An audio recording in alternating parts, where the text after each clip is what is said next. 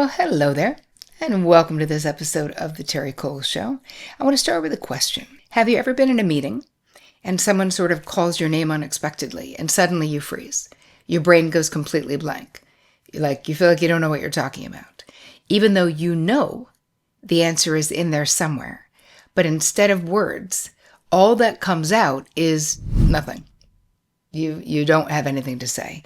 Or maybe you're in a heated conversation or someone sort of accuses you of something, and you freeze, right? You just freeze. There is nothing that you can say. Anybody?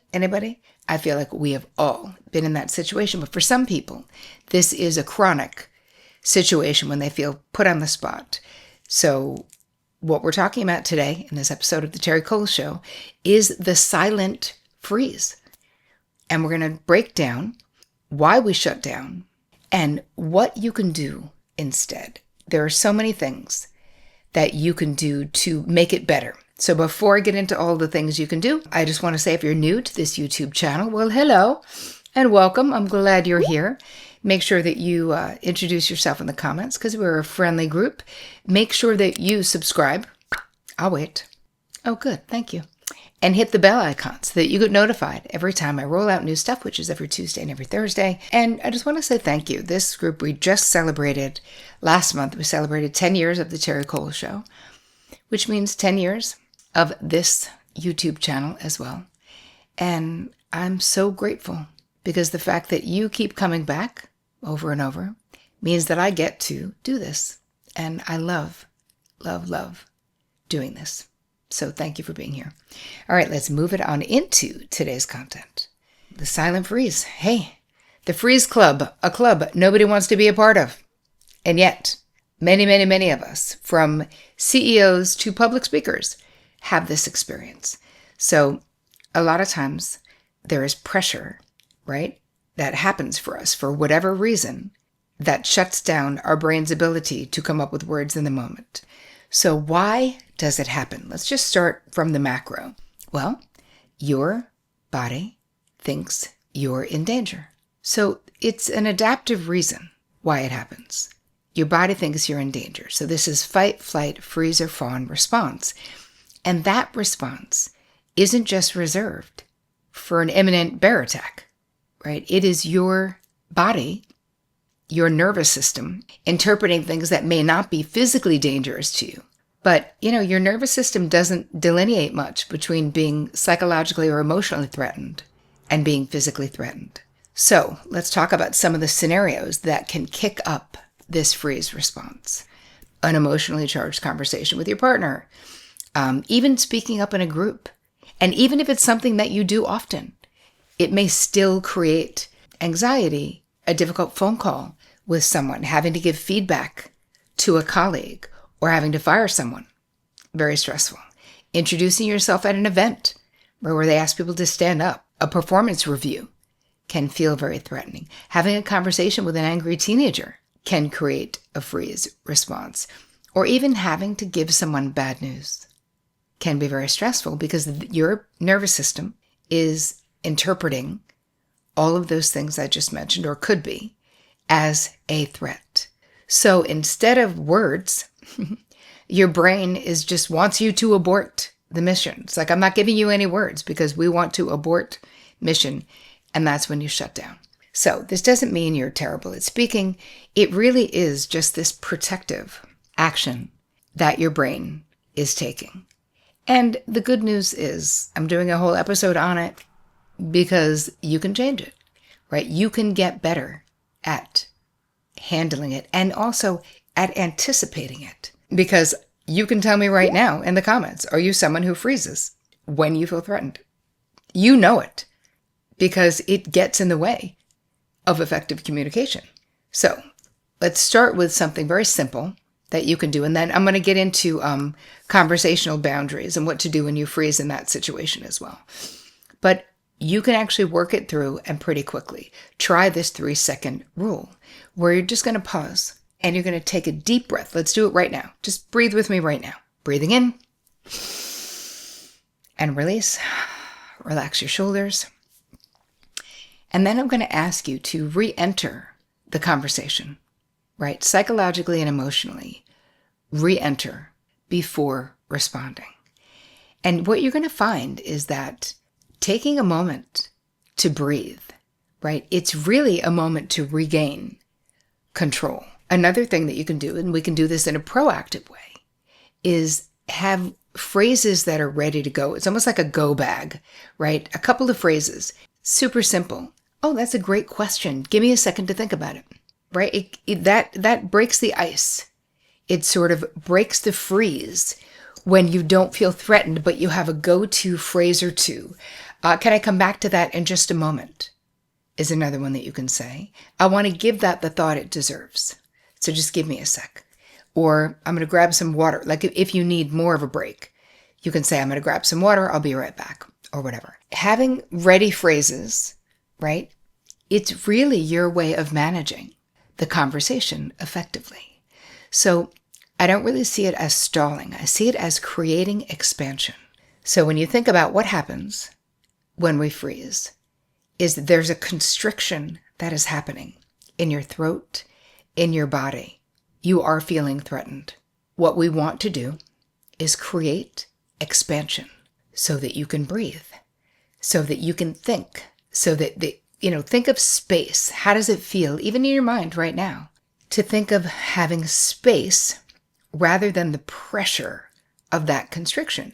So in all of the strategies and tips we're going to be talking about today, and I'll put them in the guide for you. So go to terricole.com/guide to make it easy. These are all ways that you're creating more expansion, because when we feel less pressure, and constriction is pressure, it's like your brain can come back online, right? You can find your words again. Another thing that you can do if you're experiencing a freeze while someone is talking is that you can use your body language to stay engaged in the conversation, even if you can't speak at that moment. How would you do that? What would that look like? Eye contact, nodding your head, having open body language, where you're basically saying with the person, I'm with you, right? I'm still with you. I'm present. I'm thinking, and I will respond. So that also buys time. Another thought is that I think that we need to be less afraid of silence. And I've done different podcasts where I've included this, like the power of the pregnant pause, that I feel like many of us have a fear of silence in a conversation. And I want you to think about silence differently, that silence, when it is held with confidence, it is definitely more powerful than a bunch of rushed words, right? Or I used to call it a wall of words, where when I was young, I spoke very fast, New Yorker and all that. But I learned once I became a real speaker, an orator, delivering keynotes, but also starting this podcast 10 years ago, where you realize, because I've interviewed hundreds of people at this point, and the people I'm the most comfortable with are people who their cadence is measured, not in some weird self-conscious way. It's like they're thinking and they feel like they have a right to take a moment to think about something. And I love that. And I've worked to slow it down, but it naturally slows down when you feel more confident as a speaker. Of course, doing it over and over again, that helps too. But I think that realizing that you're not in a rush and that it's okay to take your time, right? A lot of times this will happen, or you guys have written into me that if your manager puts you on the spot, let's say, or your boss in a meeting, and all of a sudden everyone is looking at you, that can create, again, that same feeling of the brain going offline, or you being like, nope, I have nothing to say. So moving back into this strategy, and again, this will be in the guide for you, it's acknowledging. You can say, good question. Let me make sure I understand what you're asking. Or you can clarify. You can say, just to confirm, you're referring to XYZ, whatever it is. And then you can respond or buy time. One thing that comes to mind is, and you can get into it, this happened to me. Interesting. I experience a freeze very, very seldom in the work that I do, but of course I do. I was doing Good Morning America with my first book, so a bunch of years ago. and the host asked me a question, and I went fully blank. I froze, and I had no words, and my heart was beating and like beating in my ears. Everything went into slow motion. So I pretty slowly repeated the question back to her in my answer and just prayed to God that the words would come, and they did. But it was very stressful. And even though I did not watch that interview, people were telling me, it was great, loved it. I couldn't even look at it for a month after I did it. I was so sure that you could see the panic on my face. I was like, I was so sure. My head was the color of a tomato. I was so sure. Even though my team said no, and they had watched it, I still couldn't. And it blew my mind that I could be having this different experience, that inside it felt like panic and chaos was going on. And still outside, I actually managed to still seem normal. I don't even know. Anyway, so that's what I did. Repeating the question sometimes, if you can talk, is enough expansion to get your brain back online. Worst case scenario, which I could not have done on Good Morning America, but what you can do in a meeting is, can we circle back? I want to give you a more complete response, right? Because what this is doing, it's keeping us in the conversation, right? So we're not freezing completely when you're able to, and it's way less threatening to repeat what someone just said.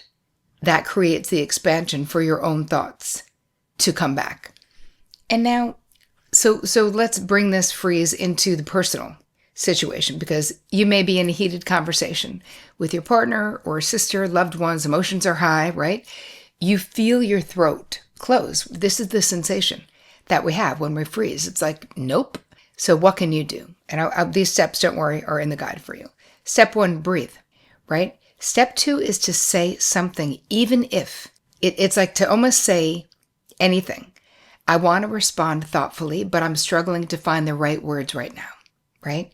This at least creates a little bit of that expansion I was talking about. We also want to make sure that we are using healthy communication words, right? Instead of saying you always, right? Instead of going into something accusatory, you would want to say I feel, right? You can also flip it. I love this. I actually was interviewed for a New York Times magazine, a New York Times article on couples and communication. And one of the other experts said, when you're about to have a conversation with a loved one, you can say you first, right? So as a gesture of generosity, but it also will be twofold if you are feeling frozen. By saying you first, you have a willingness to listen with genuine curiosity, yes, but it also gets you off the spot, right? And you're not avoiding the conflict, you're just handling it better. It doesn't have to turn into something explosive. It's not necessary.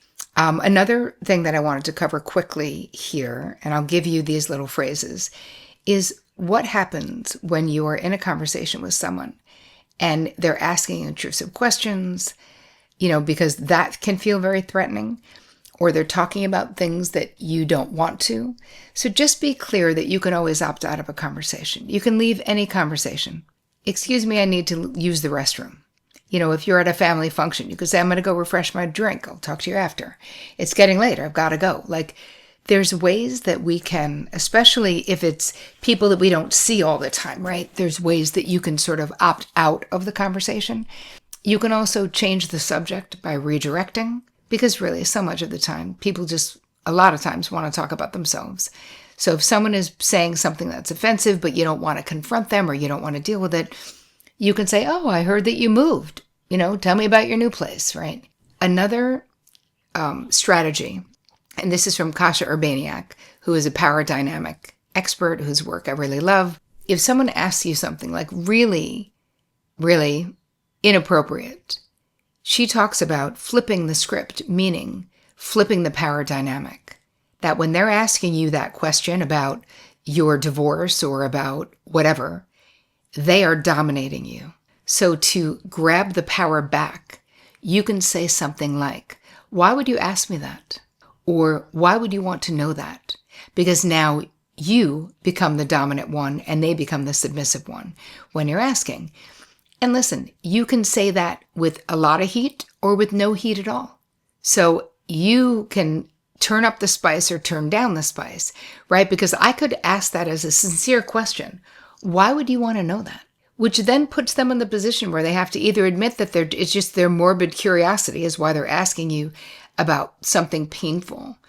After my niece died very tragically in like a horrible Long Island Expressway experience, someone asked, they could have found out, they could have looked online, but instead they're too lazy to even look it up and asked me, like, do you mind if I ask you how she died?